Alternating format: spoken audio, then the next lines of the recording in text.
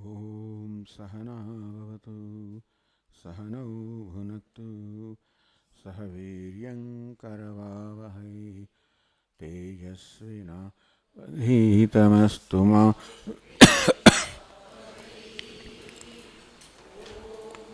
शान्तिः शान्तिः शान्तिः। ॐ पूर्णमदः पूर्णमिदं पूर्णात् पूर्णमुदच्यते पूर्णस्य पूर्णमादाय पूर्णमेवावशिष्यते। ॐ शान्तिः शान्तिः शान्तिः। श्रुतिस्मृतिपुराणानाम् आलयं करुणालयं नमामि भगवत्पादं शङ्करं लोकशङ्करं शङ्करं शङ्कराचार्यं केशवं बादरायणं सूत्रभाष्यकृतौ वन्दे भगवन्तौ पुनः पुनः। ईश्वरो गुरुरात्मेति मूर्तिभेदविभागिने व्योमवद्व्याप्तदेहाय दक्षिणामूर्तये। ॐ पार्थाय प्रतिबोधितां भगवता नारायणेन स्वयं व्यासेन ग्रथितां पुराणमुनिना मध्ये महाभारतम् अद्वैतामृतवर्षिणीं भगवतीम् अष्टादशाध्यायिनीम् अम्ब त्वामनुसन्दधामि भगवद्गीते भवद्वेषिणीम्। यं ब्रह्मा वरुणेन्द्ररुद्रमरुतः स्तुन्वन्ति दिव्यैस्तवैः वेदैः साङ्गपदक्रमोपनिषदैः गायन्ति यं सामगाः। ध्यानावस्थिततद्गतेन मनसा पश्यन्ति यं योगिनः यस्यान्तन्न विदुःसुरगणाः देवाय तस्मै नमः।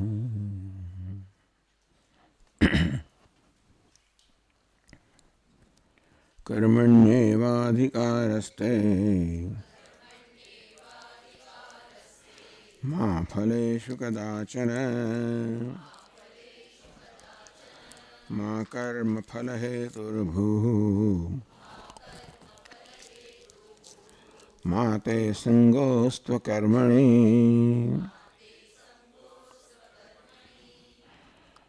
कर्मण्येव अधिकारः ते मा फलेषु कदाचन। કર્મમાં જ તારો અધિકાર છે, તારો હક છે. મા ફલેષુ ફળમાં તારો અધિકાર નથી. ફળ માટેની તારામાં અધિકાર નથી એટલે ફળ નક્કી કરવા તું સ્વતંત્ર નથી. કર્મ નક્કી કરવા તું સ્વતંત્ર છે માટે એ તારે નક્કી કરવું જોઈએ.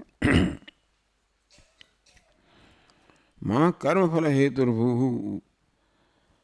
જો ફળની તૃષ્ણાથી પ્રેરણ કર્મ કરશે તો તું કર્મને એ પ્રકારનું ફળ આપવાનું સાધન બનાવશે.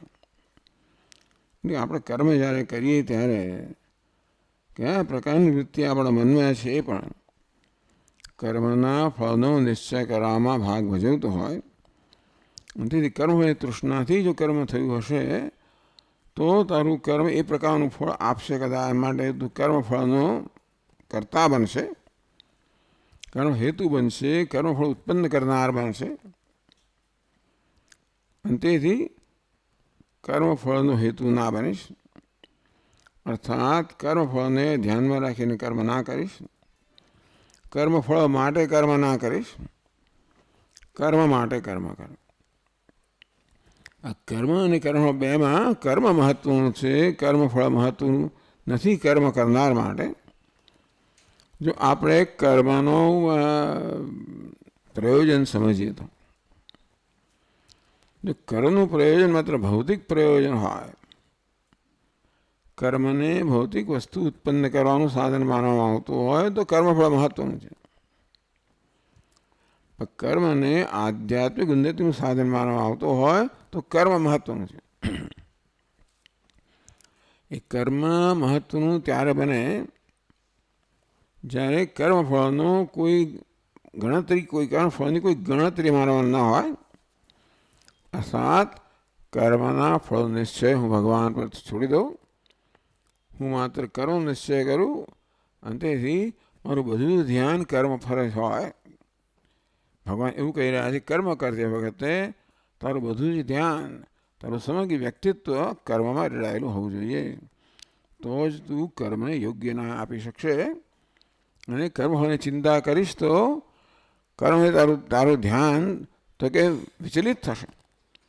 કર્મ કરતી વખતે કર્મફળની ચિંતન કરીશ કે તો કર્મમાં તારું ધ્યાન વિચલિત થશે. એના માટે કર્મને ન્યાય આપવા માટે તારું ધ્યાન કર્મમાં હોવું જોઈએ. અને માટે કર્મફળની ચિંતા કર્યા. કર્મ દરમિયાન ભગવાન એમ નથી કહેતા કે કર્મની ચિંતા જ ન કરવી. કર્મનો પ્રારંભ કરીએ, કર્મની યોજના કરીએ ત્યારે કર્મફળને ધ્યાનમાં રાખીને જ કરીએ. જે કર્મ કરતા હોઈએ છીએ એ અમુક પ્રકારનું ફળ જન્માવા જ કરતા હોઈએ છીએ. એકવાર એ પ્રકારે મારો નિશ્ચય થયો કે મારે આ કર્મ કરવું છે,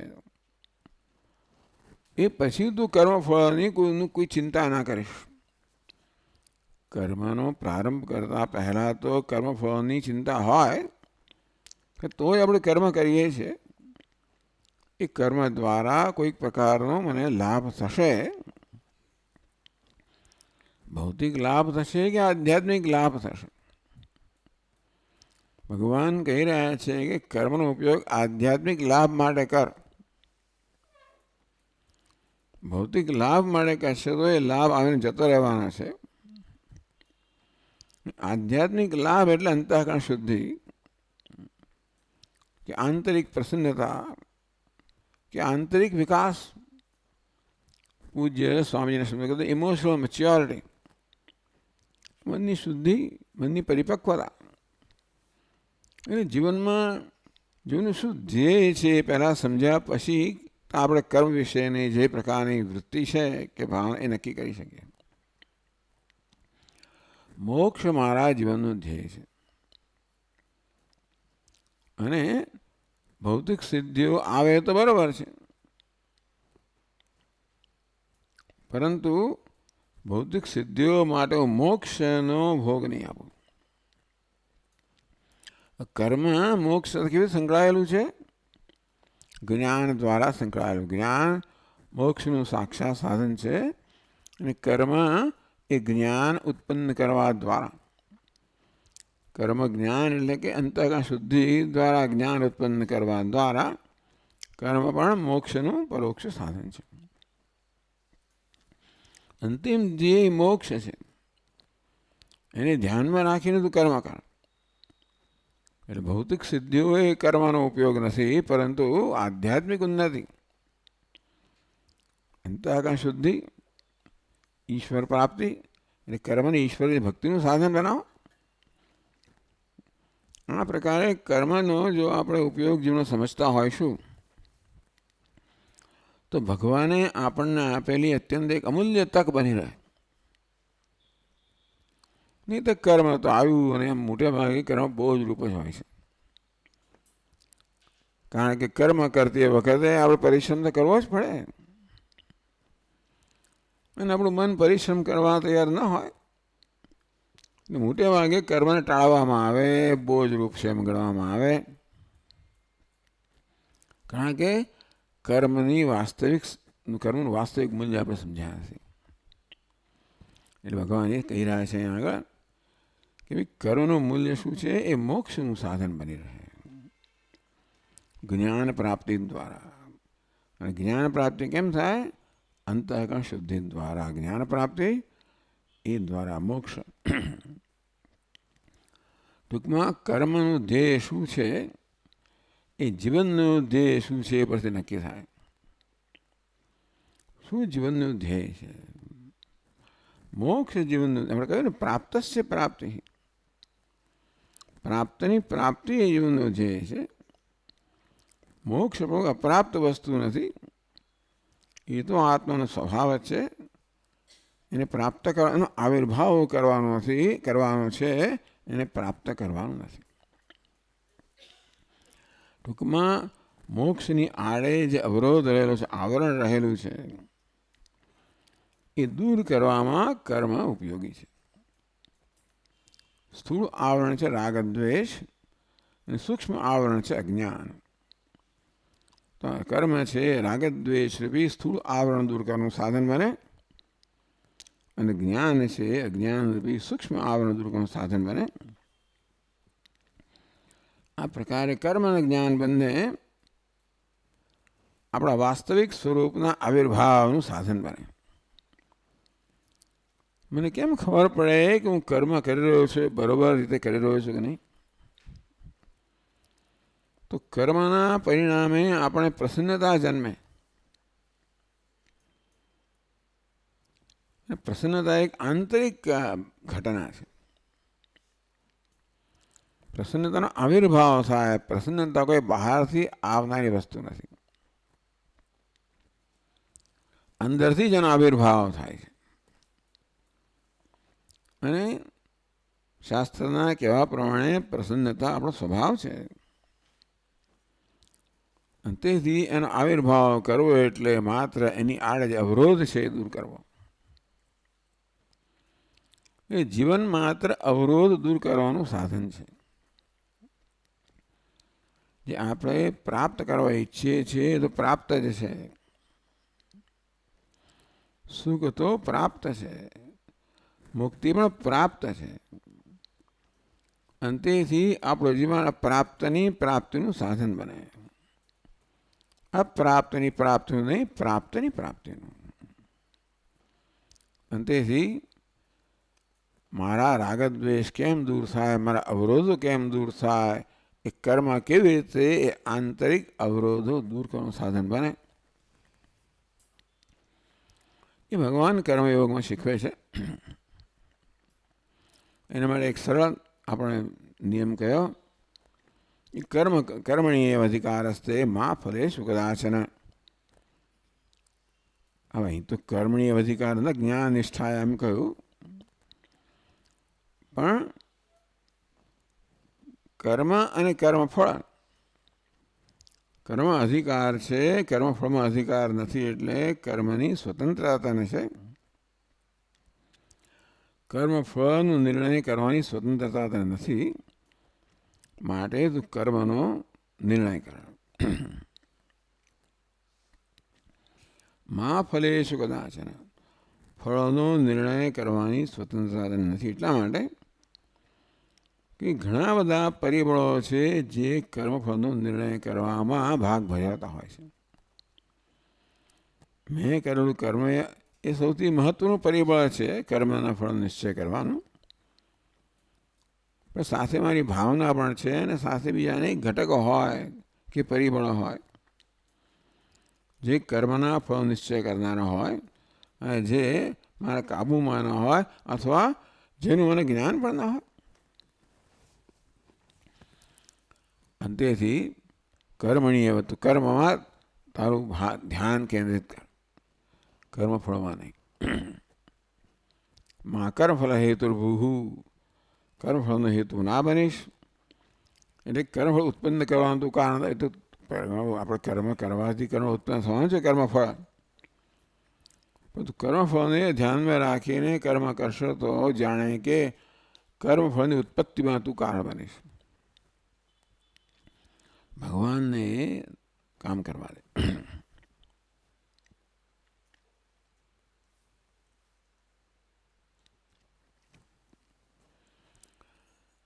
કે છે યદા કર્મફલે તૃષ્ણાતે સ્યાત્ તદા કર્મફલ પ્રાપ્ત હેતુ સ્યાહ.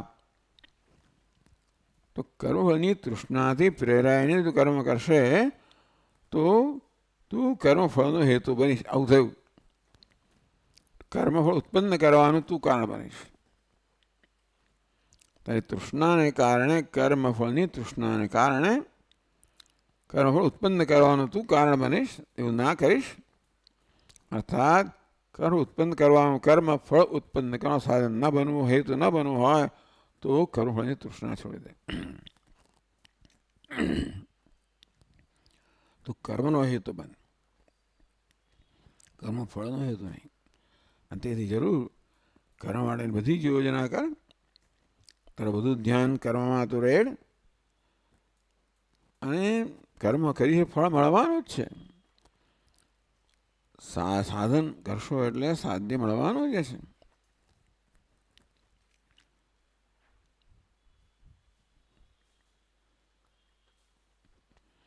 આગળ ભાષ્યમાં કહે છે, યદા હિ કર્મફલ તૃષ્ણા પ્રયુક્ત કર્મણિ પ્રવર્તતે તદા કર્મફલસ્યૈવ જન્મનઃ હેતુઃ ભવેદ. યદા હિ કર્મફલ તૃષ્ણા પ્રયુક્ત કર્મણિ પ્રવર્તતે, કર્મફળની તૃષ્ણાથી પ્રયુક્ત થઈને, કર્મની તૃષ્ણાથી પ્રેરાઈને, કર્મની તૃષ્ણા તને કર્મ યોજે.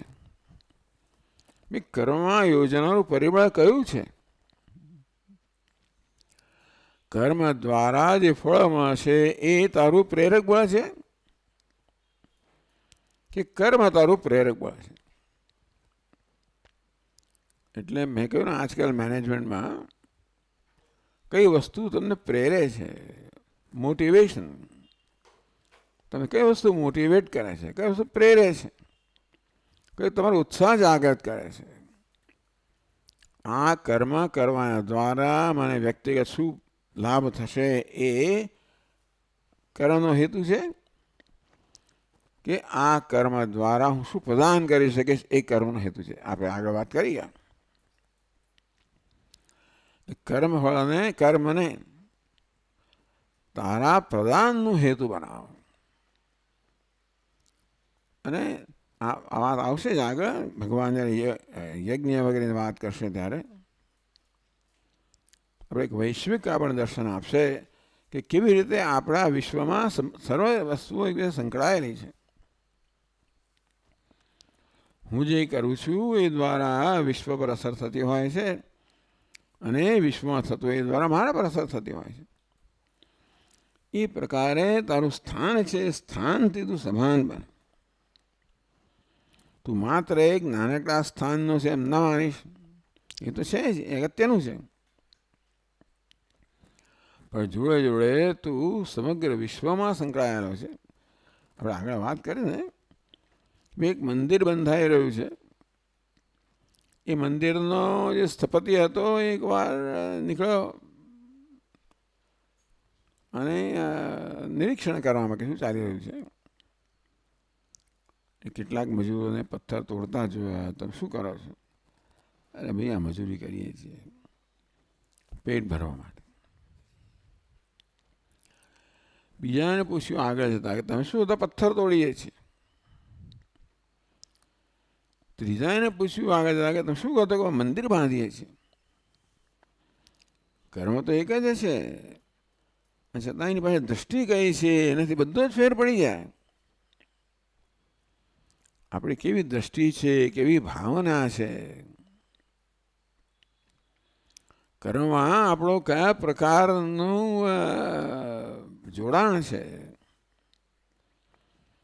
આ બધી વસ્તુઓ કર્મના ફળનો એ જ નિશ્ચય કરે કે આ ભાવના વગેરે કદાચ કર્મના ભૌતિક ફળનો નિશ્ચય ન કરતો હોય તો પણ કર્મ કરીએ એટલે બે પ્રકારના ફળ મળતા હોય છે. એક તો કર્મ કરવાથી જે ભૌતિક કે વ્યવહારિક ફળ મળે તે, અને બીજું એક આંતરિક કે આધ્યાત્મિક ફળ મળે તે. સામાન્ય રીતે માણસ પેલા આંતરિક કે આધ્યાત્મિક ફળની ચિંતા કરતો નથી, ખબર નથી મોટે ભાગે. પરંતુ કર્મ એ આધ્યાત્મિક ઉન્નતિનું સાધન બને, આંતરિક સંતોષનું સાધન બને, અને એ રીતે મોક્ષનું સાધન બને. જો આપણે સમજતા હોઈએ કે આ પથ્થર તોડું છું કે મંદિર બાંધું છું, માત્ર પેટ ભરવા માટે કર્મ કરું છું, ફરજ છે માટે કરું છું, કે પછી મોક્ષ એ મારા જેનો ધ્યેય છે માટે કરું છું. એક એ પ્રકારની સર્વગ્રાહી દ્રષ્ટિ જીવન માટે હોય તો દરેક વસ્તુ એમાં બરોબર એના સ્થાને ગોઠવાય. માત્ર કર્મ પ્રત્યે જ દ્રષ્ટિ હોય અને શું કરવું પડે છે અને વગેરે વગેરે, તો એટલા પૂરતી જ આપણી દ્રષ્ટિ સીમિત રહે. પણ આપણે જીવનનું ધ્યેય સમજતા હોઈએ કે મોક્ષ મારા જીવનનું ધ્યેય છે, મુક્તિ સુખ દેવનું ધ્યેય છે, એ તો નિત્ય પ્રાપ્ત છે, એટલે પ્રાપ્ત કરવાનું નથી, એનો આવિર્ભાવ કરવાનો છે. એટલે કર્મ સુખની પ્રાપ્તિનું સાધન બનાવવાની જરૂર નથી. જે સુખ છે એનો આવિર્ભાવ કરવાનું સાધન બનાવવાનું છે કર્મને. એટલે કે રાગ દ્વેષમાંથી મુક્ત થવા માટે કર્મનો ઉપયોગ કરવાનો છે. એવી સ્પષ્ટતા હોય તો પછી કર્મફળ મહત્વનું રહે નહીં, કર્મ મહત્વનું રહે. કર્મ પ્રત્યે કયા પ્રકારની દ્રષ્ટિ છે, કેવી ભાવના છે, મહત્વનું રહે.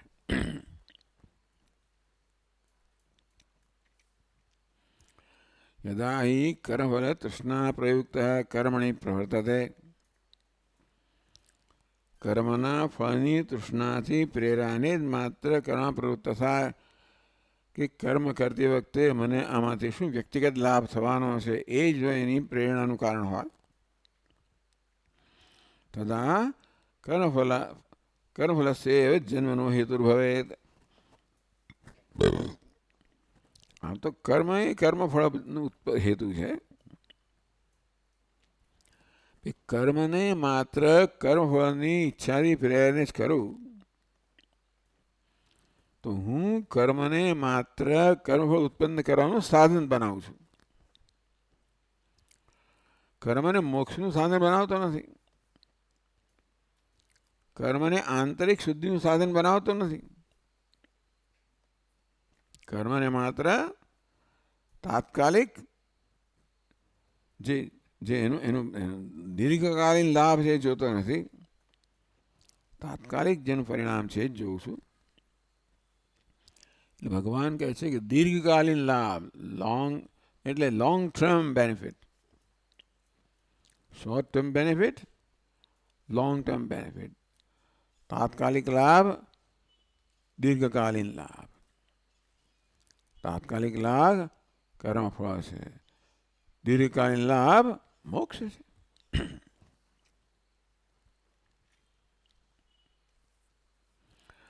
યદા હિ કર્મફલ તૃષ્ણા પ્રયુક્ત કર્મણિ પ્રવર્તતે તદા કર્મફલસ્યૈવ જન્મનો હેતુ ભવેત. તે માત્ર કર્મફળની તૃષ્ણાથી પ્રેરણે કર્મ કરે તો તું કર્મ દ્વારા કર્મફળ ઉત્પન્ન કરવાનું સાધન બને.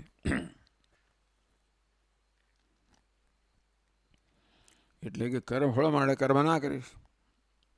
આગળ પ્રશ્ન પૂછે છે, યદિ કર્મફલમ ન ઈષ્યતે કિમ કર્મણા દુઃખરૂપેણ ઇતિ. બીજું, કર્મ દ્વારા મને કોઈ વ્યક્તિગત લાભ ન થવાનો હોય, વ્યક્તિગત લાભની ઈચ્છાથી કર્મ ન કરવાનું હોય, તો પછી આ બધો પરિશ્રમ શા માટે કરું? કેમ દુઃખ રૂપેણ કર્મણા, કર્મ કરી એટલે પરિશ્રમ કરવો જ પડે. અને પરિશ્રમ દુઃખ કહેતા હોય છે આપણે સામાન્ય રીતે. કોણ તકલીફ લે આ બધી? આવું તકલીફ હંમેશા ધરાવનારો કર્મ કરું શું કામ? જો એમાંથી મને વ્યક્તિગત લાભ ન મળવાનો હોય તો આ બધું પરિશ્રમ રૂપી કર્મ શા માટે કરું?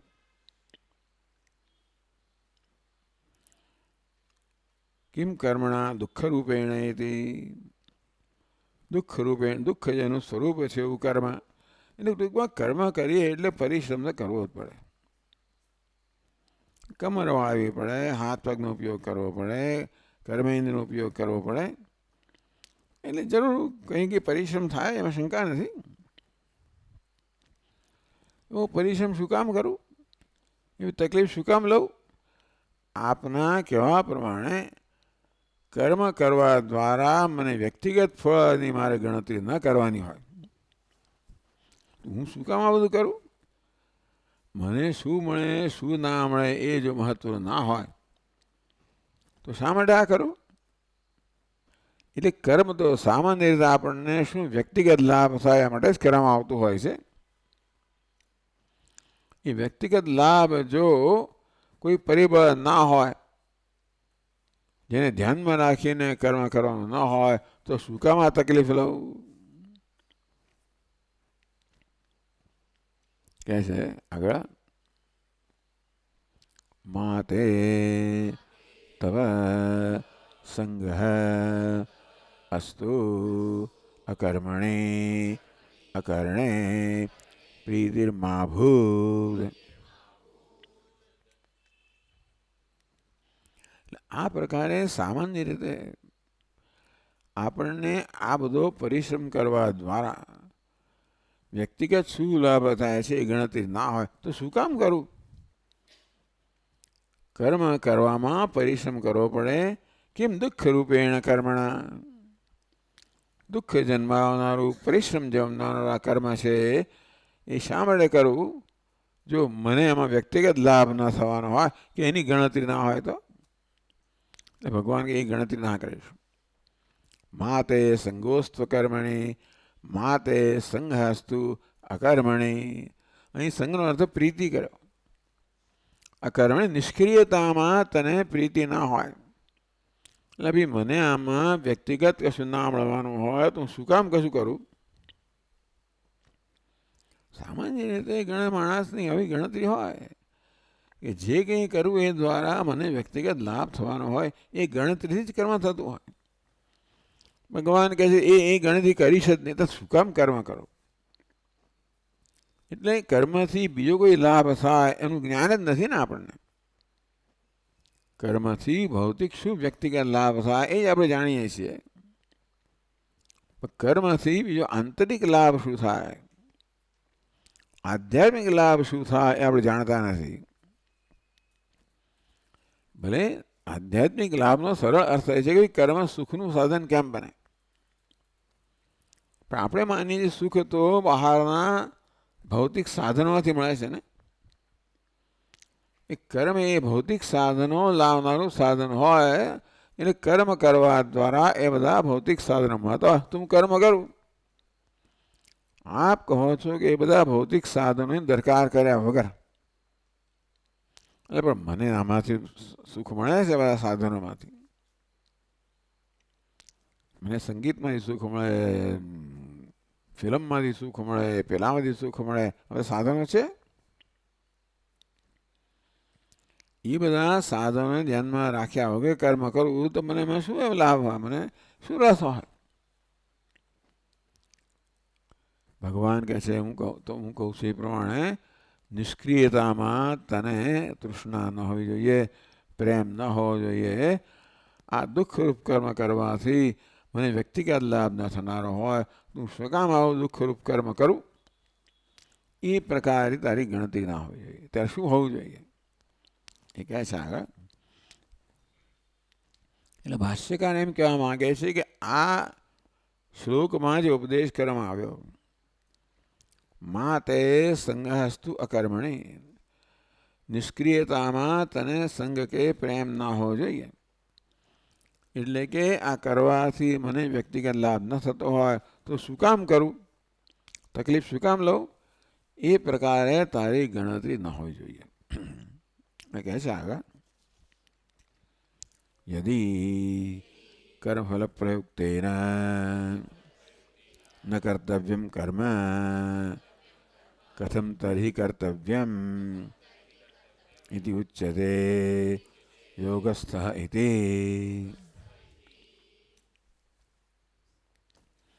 ભગવાને કહ્યું તો ખરું કે કર્મફળની તૃષ્ણાથી પ્રેરાઈને કર્મ ના કરીશ. યદિ કર્મફળ પ્રયુક્ત એના ન કર્તવ્યમ. આમ કર્મફળની તૃષ્ણાથી પ્રેરાઈને કર્મ ન કરવાનું હોય, કથમ તરી કર્તવ્ય, તો શેની તૃષ્ણા હોવી જોઈએ, કયું ધ્યેય હોવું જોઈએ? મને વધુ કર્મફળ મળે જેથી વધુ ને વધુ હું આનંદ લઈ શકું, એ પ્રકારની ગણતરી ના હોય તો કેવી ગણતરી હોવી જોઈએ? શેને ધ્યાનમાં રાખીને કર્મ કરવું જોઈએ? કથમ તરી કર્તવ્ય એટલે કેવી રીતે કરવું, એટલે કર્મફળને ધ્યાનમાં રાખીને કર્મ ન કરવાનું હોય તો શેને ધ્યાનમાં રાખીને કર્મ કરવાનું? એટલે 48મા શ્લોકમાં ભગવાન કહે છે, યોગસ્થઃ કુરુ કર્માણિ સંગમ ત્યક્ત્વા ધનંજય સિદ્ધ સિદ્ધ્યો સમો ભૂત્વા સમત્વમ યોગ ઉચ્યતે.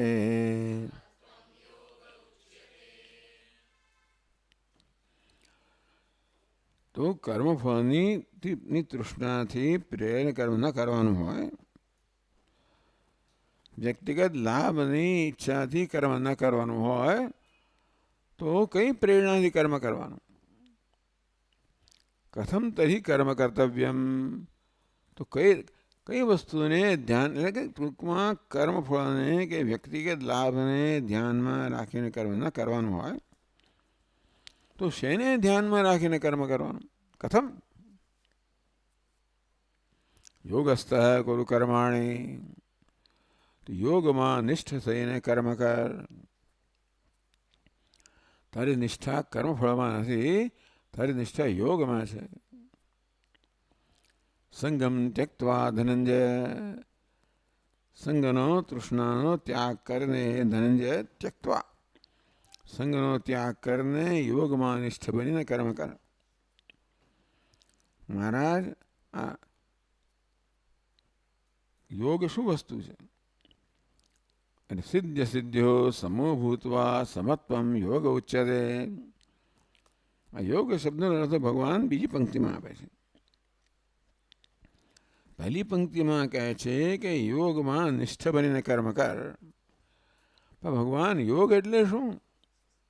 તો બીજી પંક્તિમાં કહે છે સિદ્ધ સિદ્ધ્યો. સિદ્ધિ એટલે સફળતા, અસિદ્ધિ એટલે નિષ્ફળતા. સફળતા અને નિષ્ફળતા સમો ભૂતવા. કર્મફળ ટૂંકમાં કર્મ કરવાને પરિણામે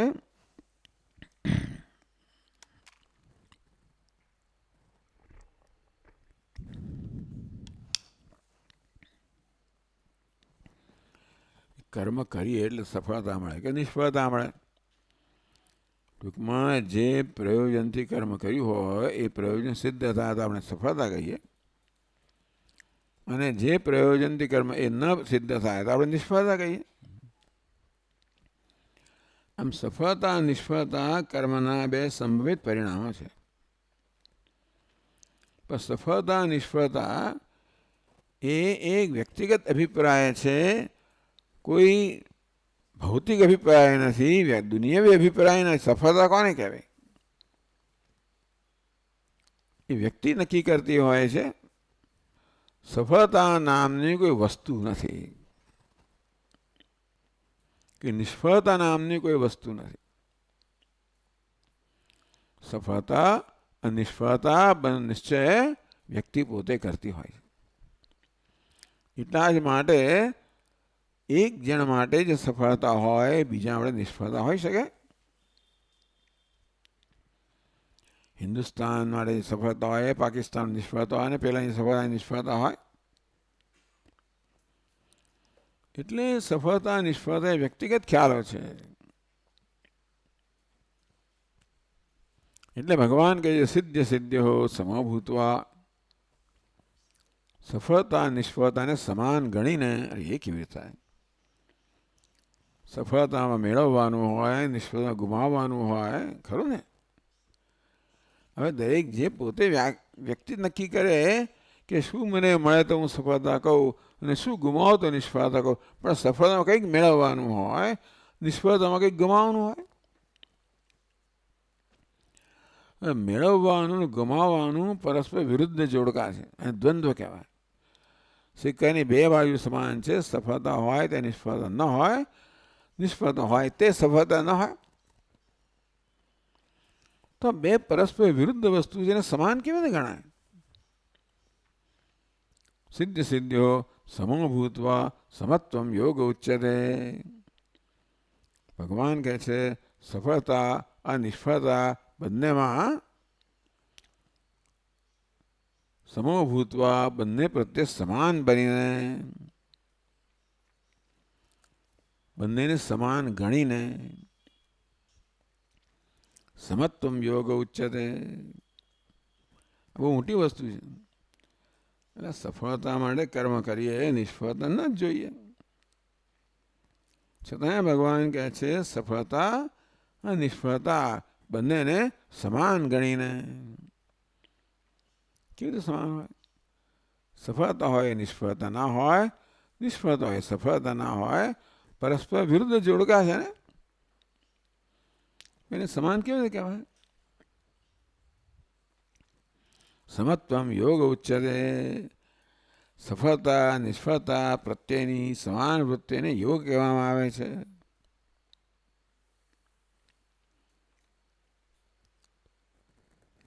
ચાલો જોઈએ ભાષ્યકાર શું કહે.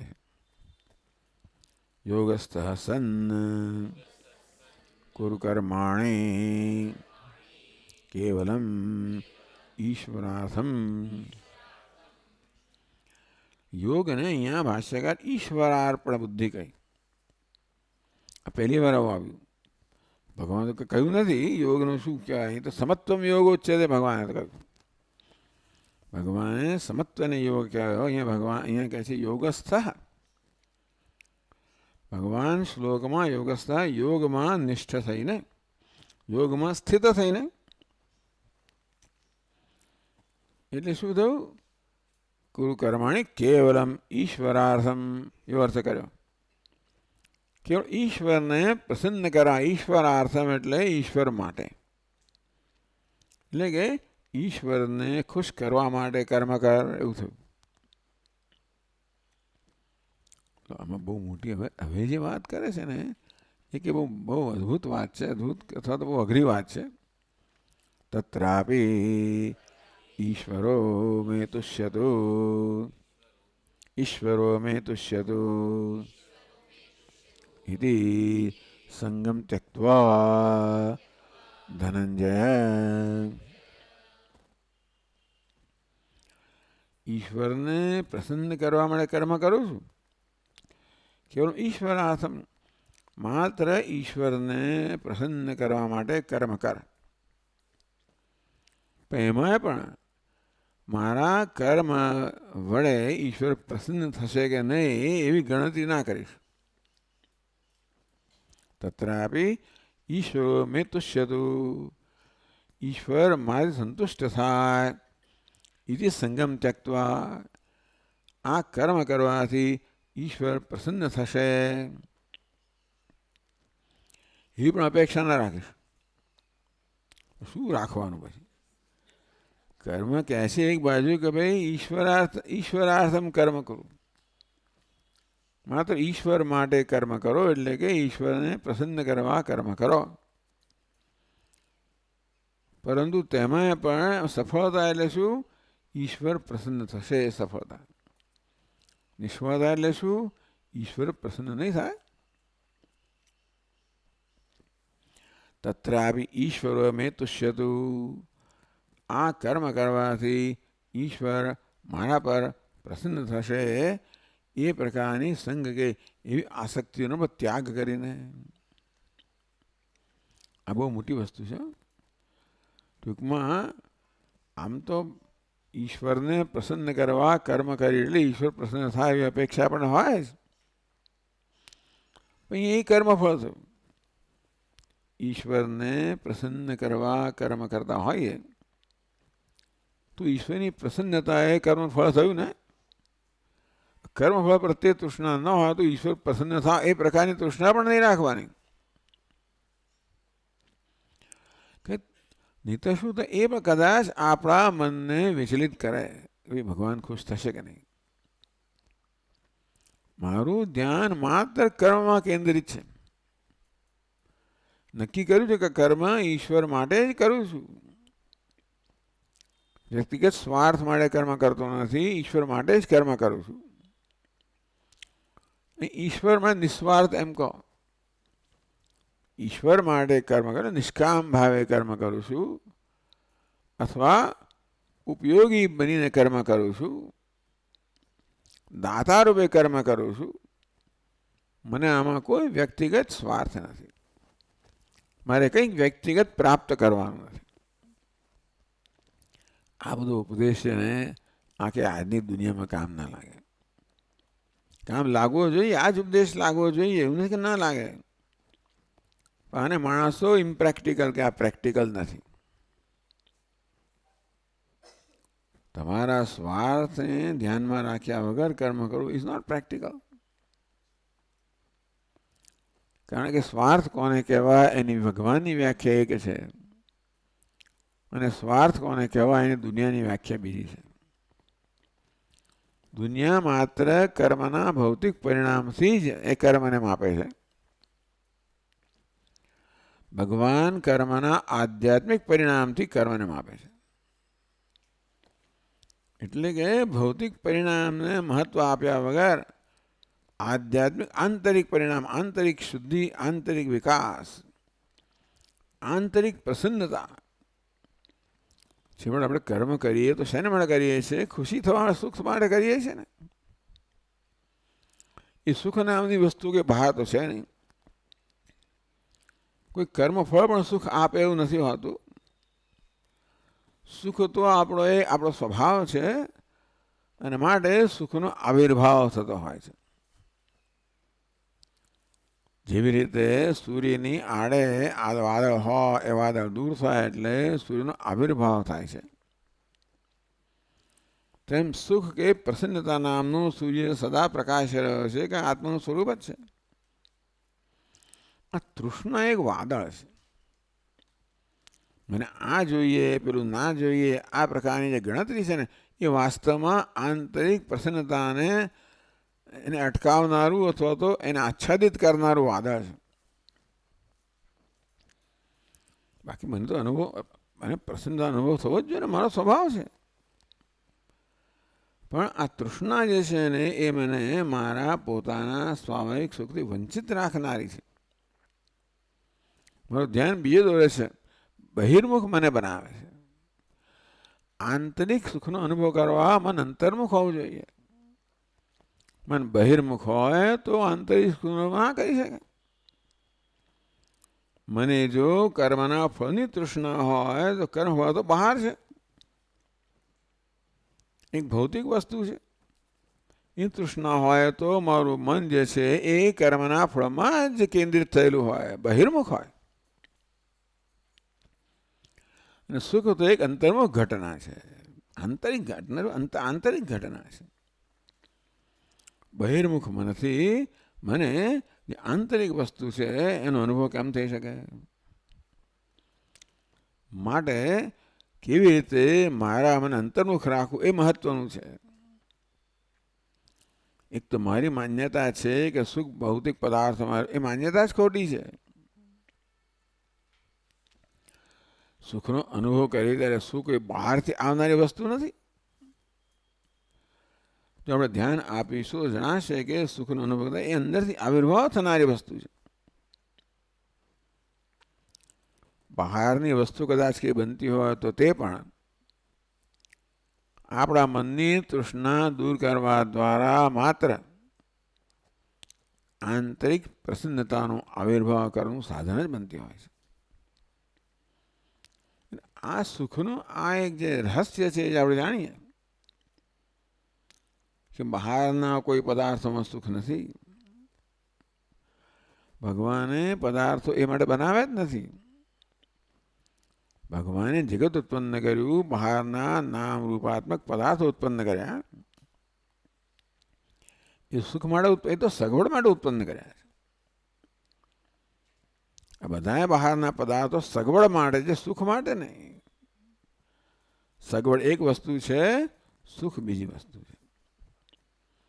હા, સગવડની જરૂર હોય ના હોય એવું નથી, પણ એ સુખ નથી. અગવડમાં પણ માણસ સુખ હોઈ શકે અને સગવડમાં દુઃખ હોઈ શકે. સગવડ અને સુખનું કોઈ સમીકરણ નથી, જે સમીકરણ આપણે માનીએ છીએ. માટે ભગવાન કહી રહ્યા છે કે આ પ્રકારે બહારની કોઈ ઘટનાને ધ્યાનમાં રાખીને કર્મ ના કરીશ, બહારનો કોઈ પદાર્થને ધ્યાનમાં રાખીને કર્મ ના કરીશ. સુખ તો એક આંતરિક ઘટના છે, માટે તારું મન અંતર્મુખ હોવું જોઈએ. એટલે કર્મ મનને અંતર્મુખ બનાવવાનું સાધન હોવું જોઈએ, તો આંતરિક સુખનો અનુભવ થાય. આ કર્મ ફળ છે હંમેશા બહાર હોય. એટલે કર્મફળમાં મન જો મન જોડાયેલો કર્મફળ સાથે. કર્મફળ તૃષ્ણાનો અર્થ એ છે કે કર્મફળનું ચિંતન કરતું હોય, અંતો અંદર જે છે એનો અનુભવ કરી શકે નહીં. એટલે ભગવાને કહ્યું આ કર્મફળની તૃષ્ણા છોડી દે, કર્મફળની ગણતરી છોડી દે, માત્ર કર્મ પર ધ્યાન આપ. તો તારા પર ધ્યાન આપતો થશે. કર્મ પર ધ્યાન આપવું એટલે જોડે જોડે આપણા પર પણ ધ્યાન આપવું. કારણ કે મને અંદર સાંકળ્યા વગર કર્મ થઈ શકે નહીં. એટલે તારા પર તો સ્વાર્થ પર ધ્યાન આપવા નથી કહેતા, પણ આત્મા પર ધ્યાન આપ અને કર્મ પર ધ્યાન આપી આપોઆપ જ એ થશે. કર્મને શ્રેષ્ઠ કેમ કરવું એનો આનંદ તું લે.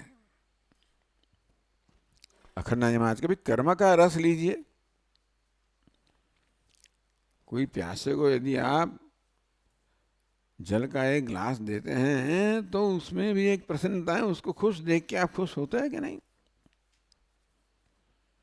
खुद तरस्याने पाણીનો પ્યાલો આપીએ અને એના ચહેરા પર આપણે ખુશી જોઈએ તો આપણે ખુશી થાય કે નથી થતી. એટલે માત્ર ભૌતિક વસ્તુ અનુભવવાથી ખુશી થાય છે એવું નથી, અન્યને ખુશ કરવા દ્વારા પણ ખુશી થાય છે. એ પ્રકારની ખુશી ભગવાનની આગળ આપણને એનો બોધ આપી રહ્યા છે. કશું પ્રાપ્ત કરવા દ્વારા ખુશ થવાની એ તો જાણે કે બિચારો સાંસારિક માણસ જે સમજતો ના આવે જ કરે. કંઈક અર્પણ કરવા દ્વારા, કંઈક ઉપયોગી થવા દ્વારા જે સુખ થાય છે એ કેવું સુખ છે? એ ટૂંકમાં એ ટકાઉ સુખ છે. કદાચ બહારનો પદાર્થ મળે અને આપણને ગમે તો એ કેવું છે? એ માત્ર આ તાત્કાલિક સુખ છે, આવીને જતું રહેનારું છે. જ્યારે એક આંતરિક વિકાસથી કે આંતરિક શુદ્ધિથી સુખ થાય છે એ ટકાઉ સુખ છે. એ આપણે સાથે રહેવાનું છે, પેલું જતું રહેવાનું છે. આ બધું આમાં બહુ ભગવાન કે ભાષ્યકાર આ વસ્તુને કે બહુ એટલી ચર્ચા કરતા નથી. એટલે આવશે ગીતા દરમિયાન. અહીં માત્ર શબ્દોનો મુખ્યત્વે અર્થ કહેવામાં આવ્યો છે, ઈશ્વરાર્થનું કર્મ કરવું. ઈશ્વર ક્યાં? ઈશ્વર એટલે વાસ્તવમાં આત્મા જ ઈશ્વર છે. ઈશ્વરને પ્રસન્ન કરવો, જે ઈશ્વરનો આપણો ખ્યાલ હોય ભલે રહ્યો, પણ એ ઈશ્વરને પ્રસન્ન કરવો એટલે થોડા આત્માને જ પ્રસન્ન કરવો થશે જ. આત્મા આપણો જે ખ્યાલ હોય ઈશ્વર માટેનો એ ઈશ્વર પ્રસન્ન થશે તો આત્મા પ્રસન્ન થશે જ. તત્રાપી ઈશ્વરો મેં તુષ્યતુ ઇતિ. ઈશ્વરને પ્રસન્ન કરવા કર્મ કરું છું, પણ ઈશ્વર પ્રસન્ન થવો જોઈએ. એવું પાછો આગળ રાખીશ તો એ તારું મન એમાં લાગેલું રહેશે. તો કે નહીં, મારે તો આ ભાવ મેં તો કર્યું ભાઈ, ભગવાન ખુશ થાય તો સારી વાત છે, મેં તો આપ્યું એટલે તો ઠીક છે, એને ગમે તો ઠીક છે. એવું છે કે નથી કહેતા એને ગમે એવું જ આપણે આપીએ, પણ છતાં હવે એવો ના ગમે તો આપણે શું કરીએ? આપણે જેટલું સમજીએ છીએ એ પ્રમાણે ભગવાનને ગમે એવું જ આપણે કરીએ. ટૂંકમાં હંમેશા ભગવાનને કેન્દ્રમાં રાખીને આપણું જીવન જીવવું જોઈએ. જે કે નાનું મોટું કરતા હોઈએ કેવી રીતે એ નાની મોટી પ્રવૃત્તિ દ્વારા ભગવાન ખુશ થાય. હવે શક્ય છે કે આપણી સમજ બરાબર ના હોય, આપણી ભાવના બરાબર ના હોય કે કોઈક રીતે ભગવાન ખુશ થયો કે ના થયો એ ખબર કેમ પડે તમને, પણ આંતરિક ખુશી જન્મી કે ના જન્મી. ચાલો, કર્મ કરવાથી આંતરિક ખુશી જન્મે એ માટે કર્મ કરું છું. કદાચ ન જન્મે તો પણ સંગમ ત્યક્તવા ધનંજય, એ આંતરિક ખુશી પણ જન્મવી જ જોઈએ. એવું આગ્રહ નહીં રાખવાનો. હું આંતરિક ખુશી માટે કરું છું. અંતરમાં ખુશીનો સુખનો આવિર્ભાવ થાય માટે કરું છું. કદાચ ન થાય તો પણ સ્વીકાર્ય છે.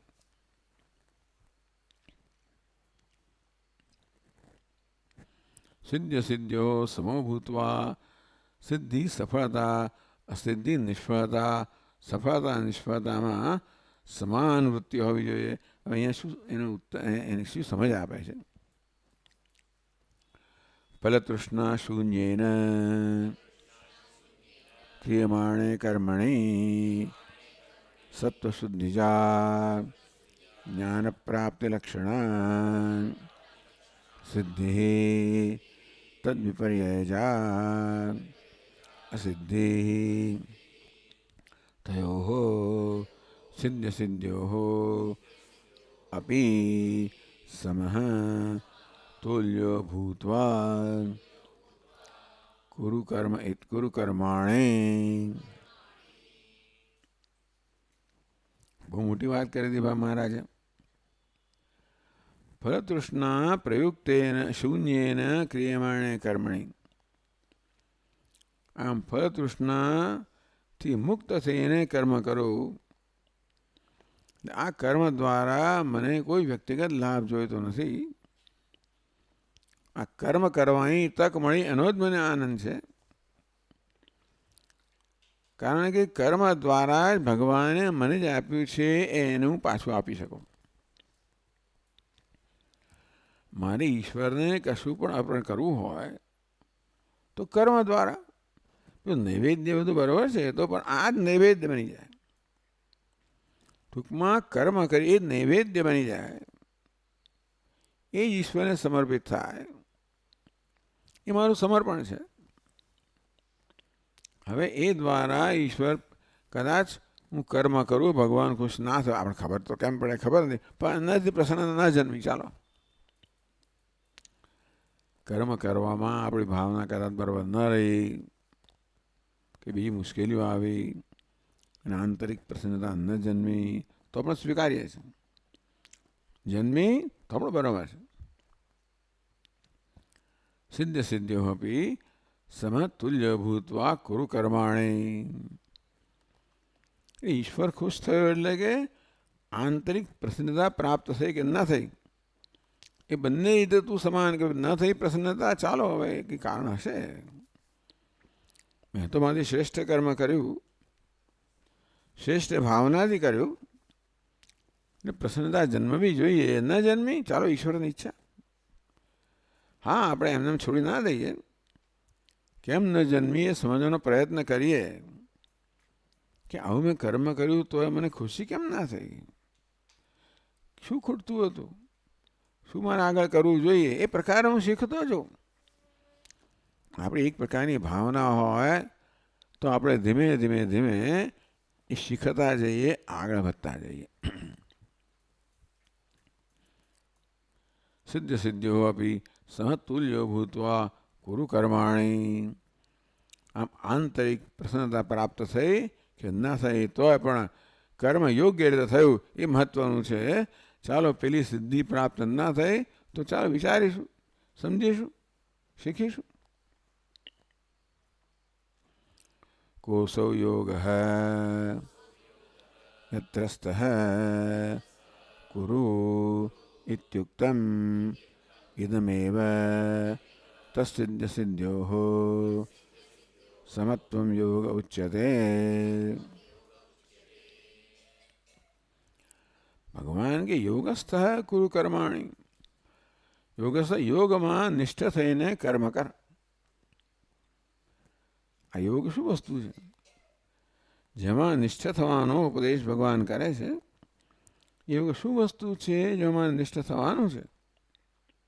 કોસો યોગ યત્રસ્થ કુરુ ઇતિ ઉક્તમ. આ યોગ શું વસ્તુ છે જેમાં નિષ્ઠ થઈને કર્મ કરવાનું ભગવાન પહેલા યોગસ્થ કુરુ કર્મ. યોગ શું છે સમજાવ્યા પહેલા આવું કહે છે. યોગ કોને કહેવાય એની વ્યાખ્યા આપ્યા વગર ભગવાન કહે છે કે યોગમાં સ્થિત થઈને કર્મ. યોગ કોને કહેવાય પાછળથી કહે છે. સમત સિદ્ધ સિદ્ધ્યો સમત્વમ યોગ ઉચ્યતે. સફળતા નિષ્ફળતામાં સમાન વૃત્તિ છે એને યોગ કહેવામાં આવ્યો. આપણે સમજીએ સેમનેસ ઓફ ધ માઇન્ડ.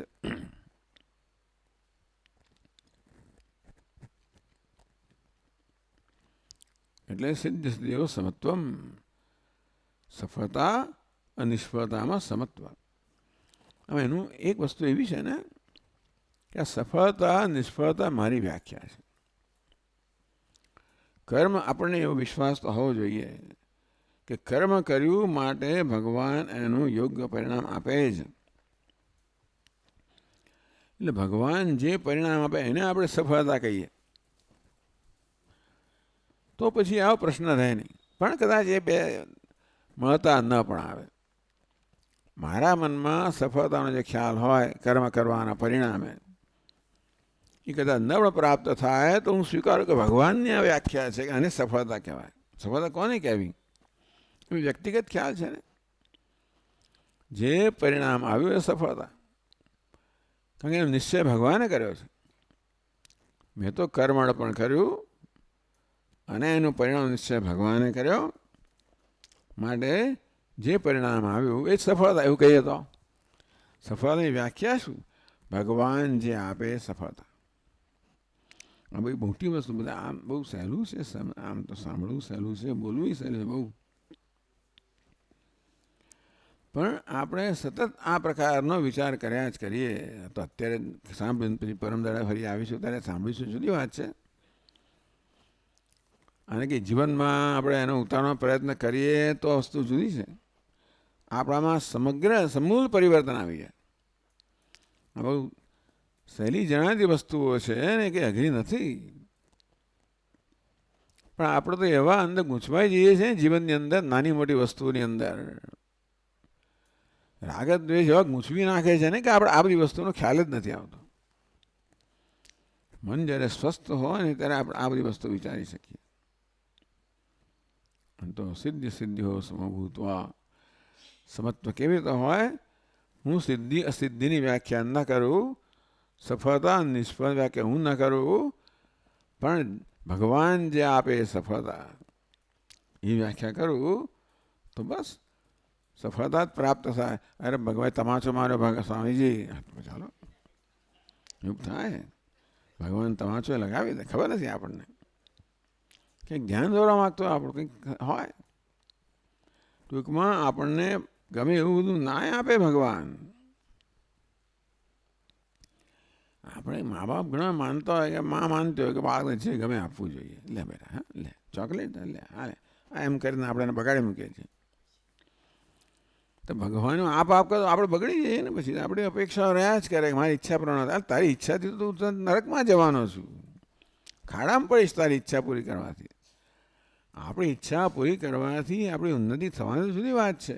એવું નથી થતું. આપણી ઈચ્છા એવા પ્રકારની હોય તો ઈચ્છા પૂરી કરે તો પછી ના ઈચ્છા પૂરી કરે.